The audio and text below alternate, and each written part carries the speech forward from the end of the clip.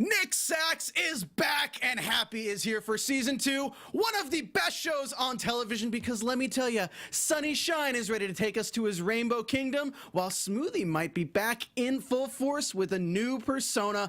Everything is going on this episode. We get crazy fight scenes, we get all the gore we could ever want, and we have a new intriguing storyline that might be a little bit fun to play with. So, tune in. We're talking about season 2, episode 1 of Happy. You're tuned in to AfterBuzz TV, the ESPN of TV talk.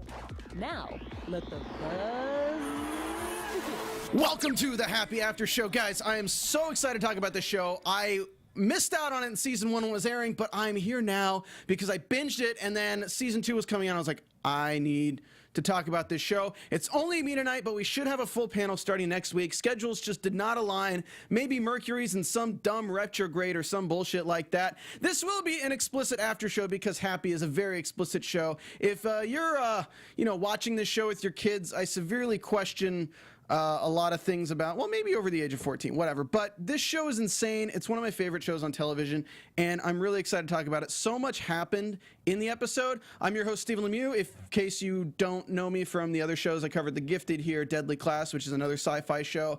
I really love dark sci-fi, and I really love well-written sci-fi, and Happy encompasses both of that. We're going to break the show down by talking about Happy, changes going on with him, the nuns, Sonny and Easter, Blue and Isabella, the bunny, who that is, Meredith, Haley and Amanda, and then we're going to get into the new Nick Sachs, which is very similar to the old Nick Sachs. As always, I have the live chat open because I'm doing a solo show. You guys are my co-hosts in the chat with me right now. So if you have questions or comments or anything, feel free to throw them out in there. And as always, please go to iTunes and rate and subscribe and give us 5 stars after this show ends. So what I want to talk about first is Happy. Actually, I'll go over my overall thoughts of the episode before we get into that. Overall, I thought it was a really solid premiere. It covered a lot of the things that we love about the show. It starts open a few new storylines. It kind of catches up where we left off with the characters. Obviously, at the end of last season, we were left with Orcus now getting put into Blue's body, Haley ditching, or Happy breaking off with Haley, and as well as we didn't know what was going to happen with Meredith, but Meredith, we find out, had her career ruined, so that was good to get a follow-up on.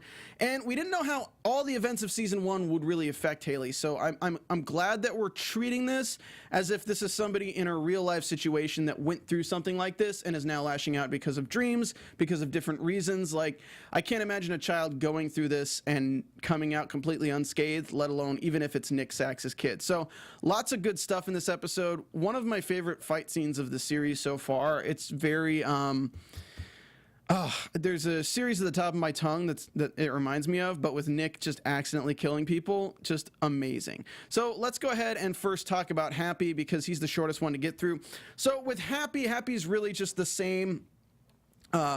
He's the same unicorn we've grown to love, but he's having a few changes. It looks like Happy's either A, going through puberty, or he is kind of taking on some of these personas of Nick Sachs, which is really interesting that we find out, like, through the scene where Nick's outside the liquor store and he's, like, touching the glass, and then he walks by and the biker almost hits him, and we get this imaginary scene of him, you know, killing the biker in imaginative ways, taking a chainsaw and just holding it into the bike lane and letting people drive into the chainsaw and behead themselves.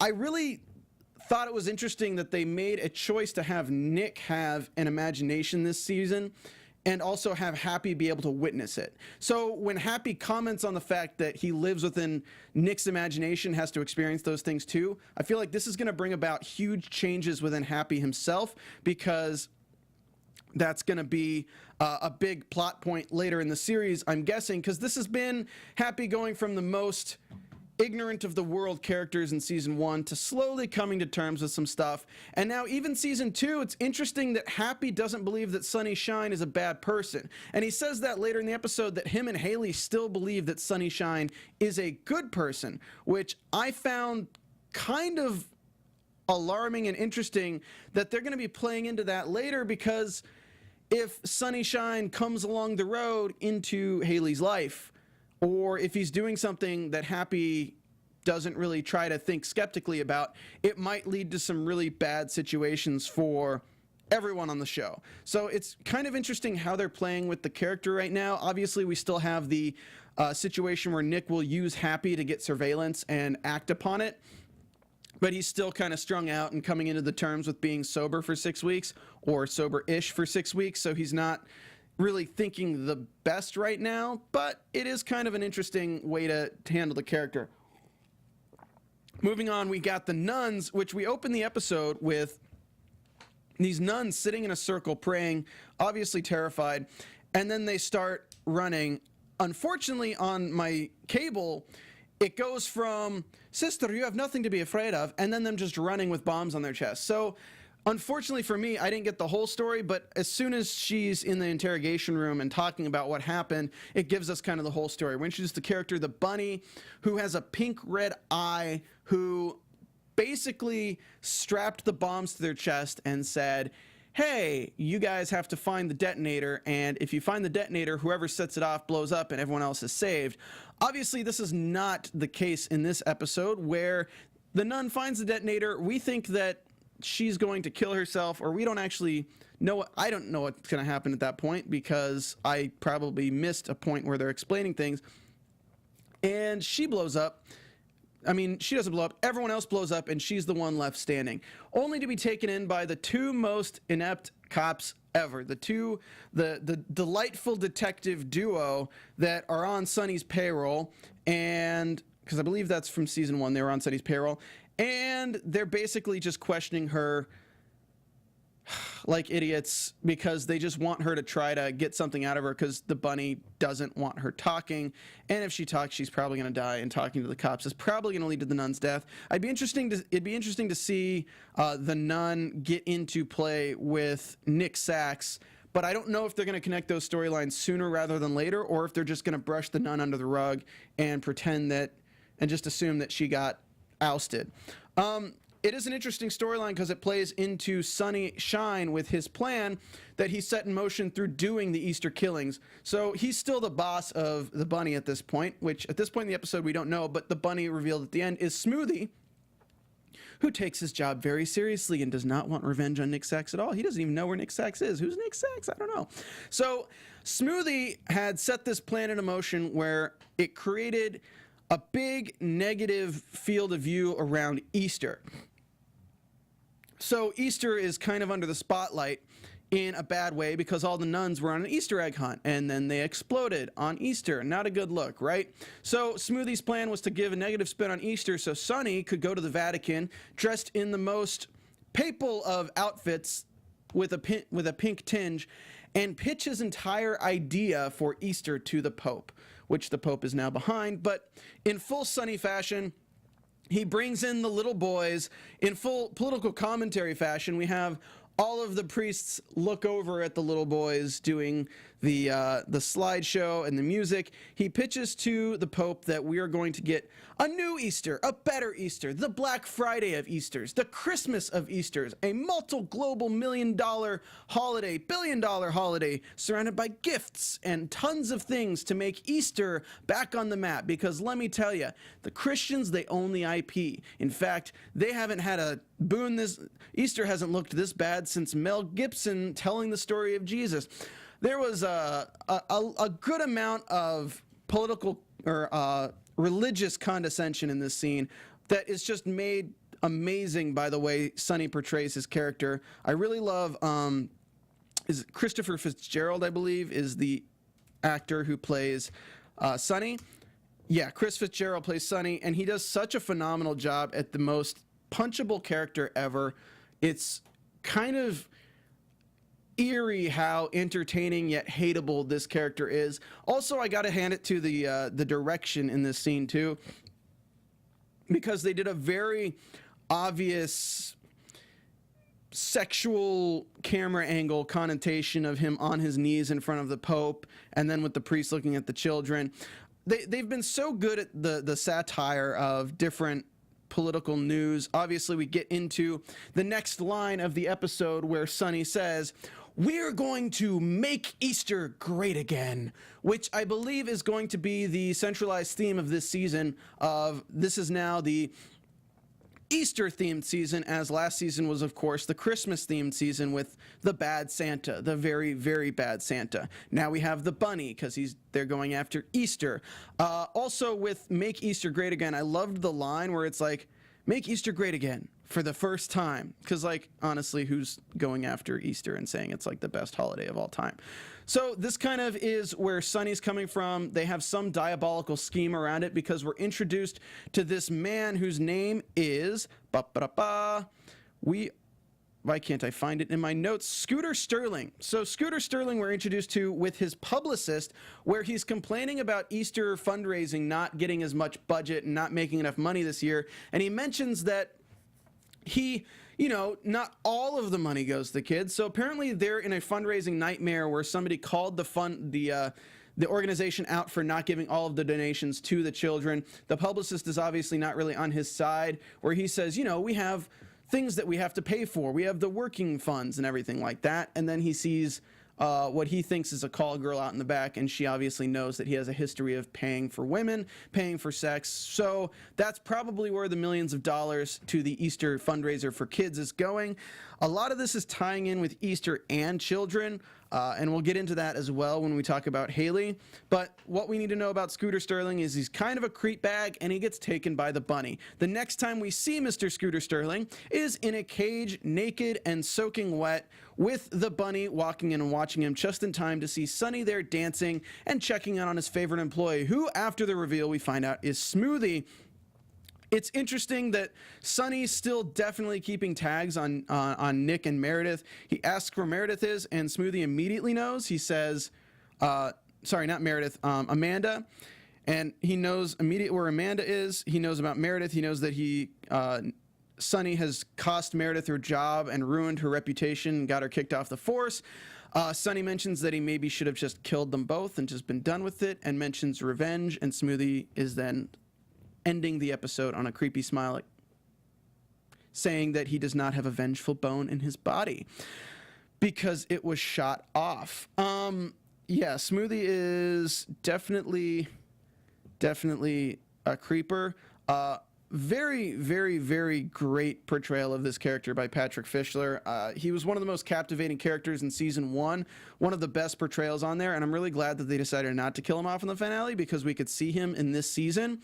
But yeah, it's really, really enjoyable to see Christopher Fitzgerald and Patrick Fischler on screen again together, and I can't wait for the dynamic between Chris Maloney and Patrick Fischler, because Smoothie and Nick Sachs have this back and forth that just since season 1 throughout it has just been amazing, especially the hospital scene where he cuts himself out of the restraints, and then just Patrick sits in the corner, or Smoothie sits in the corner, just watching him murder everyone. It's just phenomenal. The show's choreography with murder is just second to none. Honestly, it's like, I'd like to say it's Quentin Tarantino, but it takes it to a next level that is kind of its own being. So to compare it to anything else is kind of insulting to the creator, so I won't do that. But phenomenal. So let's move on to, because we're going to touch back on Sonny and Smoothie's plans, but let's move on to Blue and Isabella, which I was so caught off guard, guys. I did not expect this to be where we were going with so soon in episode 1. Totally caught me off guard. Completely caught me off guard. So I'll talk about it. But Blue's in jail. He's fucking his cellmate, which is just gross. The guy's like, that was just beautiful, man, what you did last night. And then he poops. You hear the sound of the liquid dripping. He's like, Little Blues, man. Little Blues, very adult, very humorous. Love it. But he's also having nightmares. So what I'm led to believe, and you guys can tell me if I'm right or wrong, is his dream of him being John Wayne riding the cow, or riding the horse, riding the steer, and then intersplicing it with him being Orcus, god of death, riding the Satan cow. I believe that was his mind making sense of him fucking his cellmate. So I think it was just kind of an interesting like play on the two scenes that were going on, and how his mind is like interpreting the things that are still happening. The next time we see him, he's out in the yard, and they think he's a rat, and they are interrogating him. He knocks one in the chin, but then they put a roach down and say that they send regards from the bug. So we know the bug is still going to be a big player in this season because obviously the bug is Sonny. So we know that. So now we have, I just realized Bugs Bunny is Sonny and Smoothie, which is kind of funny because Smoothie's now taking on his own fursona or leathersona. I don't know what you guys want to call it. So that's really interesting. But then Blue meets with Isabella behind the glass, and this was originally how Blue got Orcus into his body, was her son Mikey transferring it, and Blue doesn't understand technically at this point that he's been possessed. He just thinks that he was told the password until Isabella says, no, Mikey gave you a virus. It's a demon. It's a spiritual demon from the dawn of ages. And she's feeling pretty smug at this moment until Orcus comes out. And Orcus starts basically telling her about his history and how the spirit of Orcus is tied through the Scaramucci blood, and that she and him could work together and he could get out of this fleshy carcass and enter her, and uses very sexual language of "let me come inside you." Gotta love the double entendre. And then the gypsy lady, the babushka lady on the right, not a babushka, that's Russian. I don't know what you want me to call her. Basically interrupts it and says, no, you're never going to get her. You're never going to get this new body because she's the last of the Scaramucci line. And I'm thinking, okay, yeah, she's going to take her away here. And it's like, and you know, you're never going to get her once she's dead. And then Isabella's just, yeah, you know, wait, what? This scene, guys, this scene, like, holy crap. Like, I was not expecting the gypsy lady to just pull out her freaking knitting needle and just start stabbing Isabella, like, to death. As Orcus in Blue's body is just watching, like, helpless to do anything to stop it. So now Orcus is just stuck in this damn withered old bald dude body for the rest of his life, or the rest of his eternity, unless he can find some way to transfer his souls into a non-Scaramucci. So it's going to be really interesting to see how the Orcus and Blue interact now.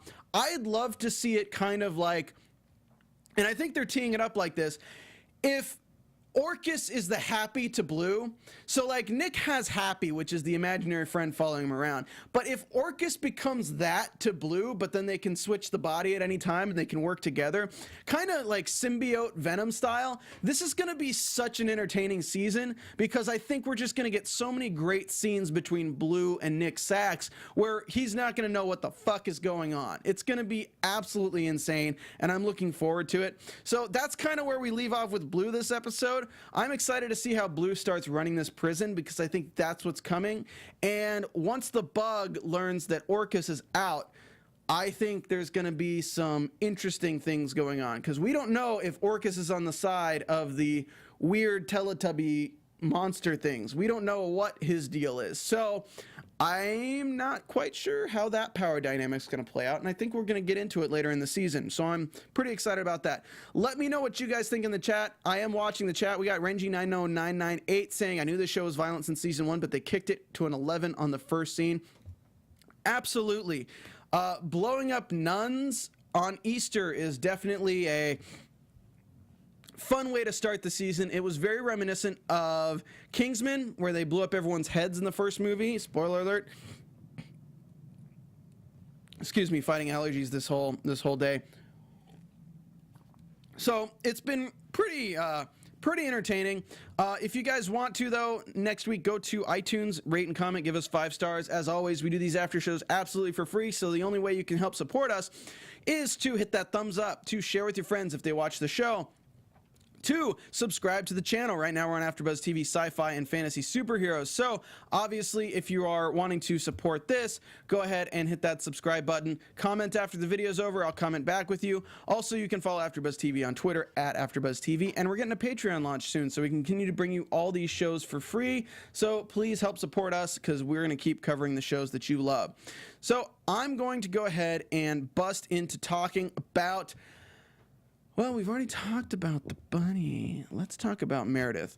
Meredith is a real estate agent now. She's she's showing a house, and she's not very good at it. it was interesting because there is something called material facts, and material facts are facts that a real estate agent is obliged to tell you if you're going to buy a house.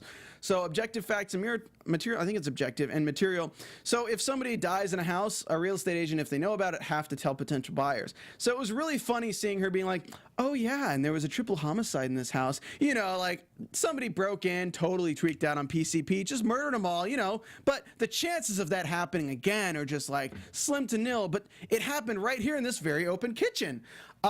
So she's kind of good at her job as long as she just kind of, you know, realized that empathy's a thing. But after what she's been through, I doubt that's possible. She runs into Nick in the upstairs and they have kind of a interesting conversation about what's going on. Nick explains that he's the new Nick Sachs. He's sober. He just wants a place for Haley that they can crash that he can afford because he can't afford a nice place that has a clean bed for Haley. And she eventually kind of agrees to it. She's drinking heavily at this point.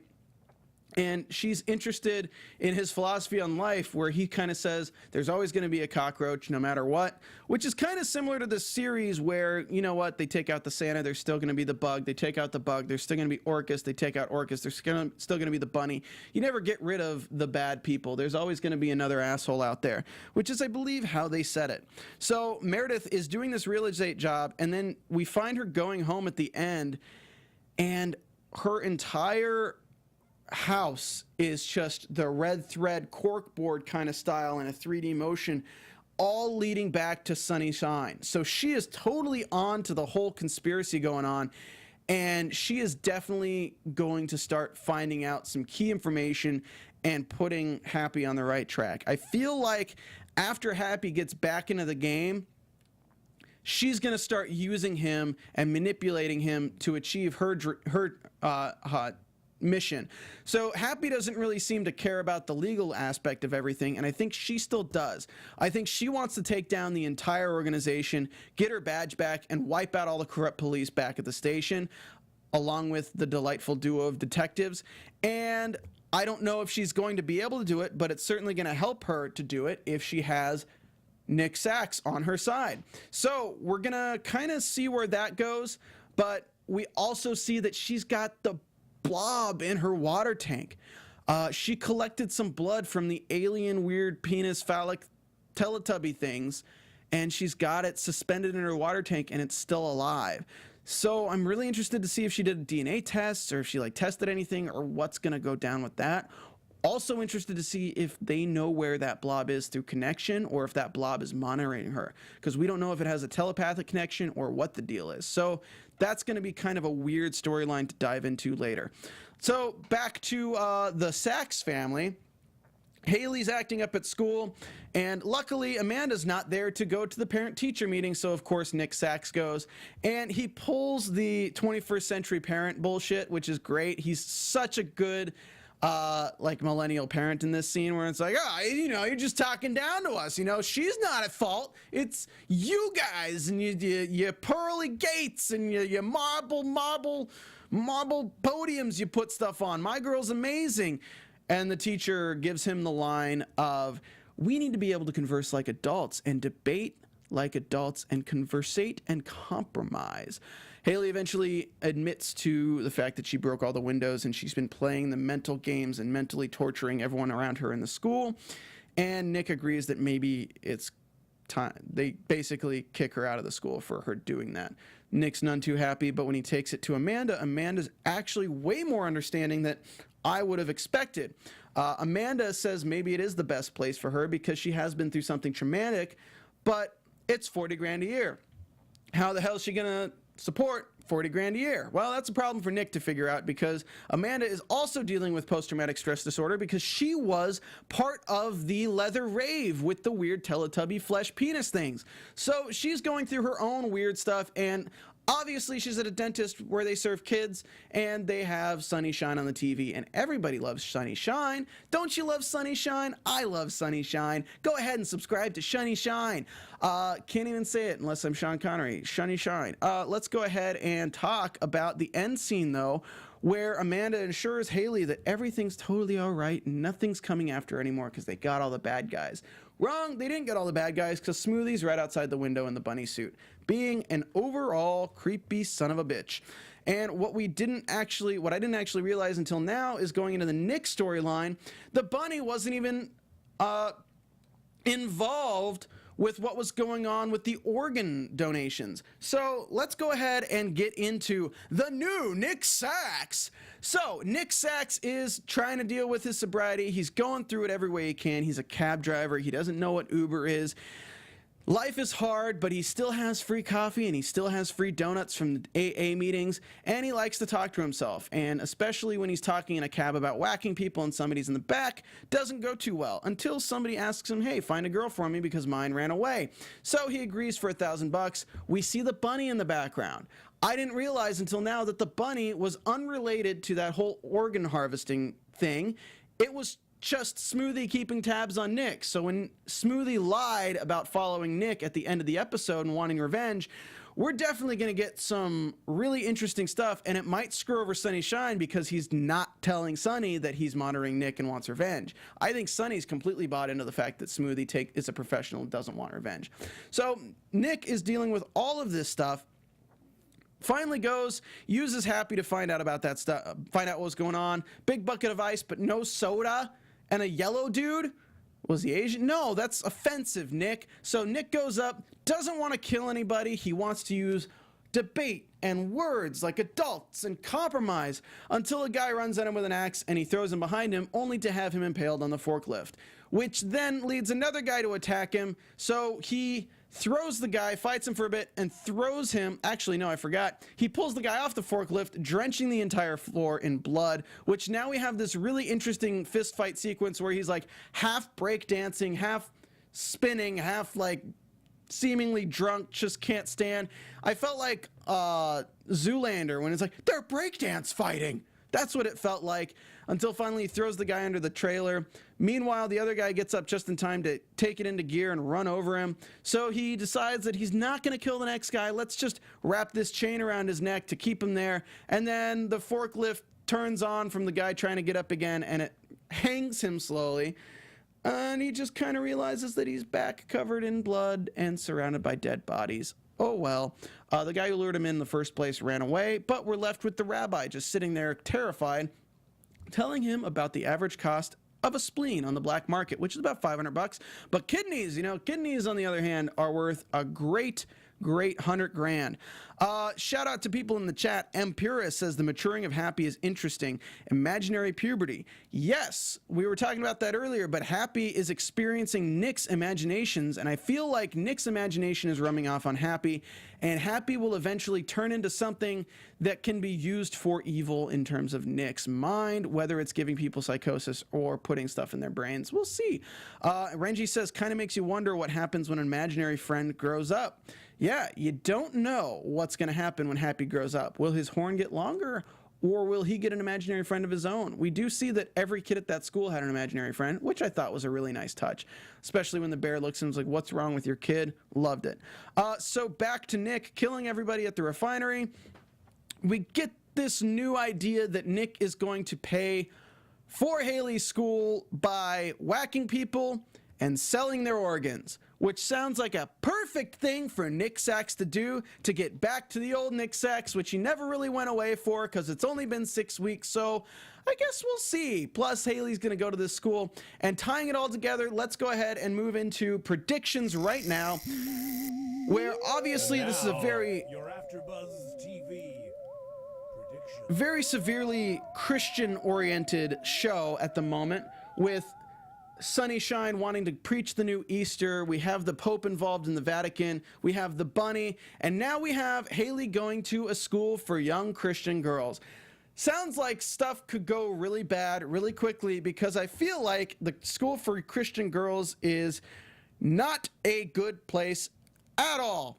I'd love to hear what you guys think. I'm excited to see where we go next season. I saw a few familiar faces in the preview, so I'm pretty sure we can book a few guests this season on the after show. We are out of time on this one, though. I'd love it if you guys would leave a comment on the YouTube video after this. Hit that like, hit that subscribe, follow me on Twitter at Stephen Lemieux, and tune in next week, because we'll be doing this every Wednesday at 8 p.m. Pacific Standard, live on AfterBuzz TV Sci-Fi. So make sure you tune in. Thanks for everyone who tuned in live, and we will see you guys next week. Our founder, Keven Undergaro, and me, Maria Menounos, would like to thank you for tuning in to AfterBuzz TV. Remember, we're not just the first, we're the biggest in the world, and we're the only destination for all your favorite TV shows. Whatever you crave, we've got it. So go to AfterBuzzTV.com and check out our lineup. Buzz you later. The views expressed herein are those of the hosts only and do not necessarily reflect the views of AfterBuzz TV or its owners or principals.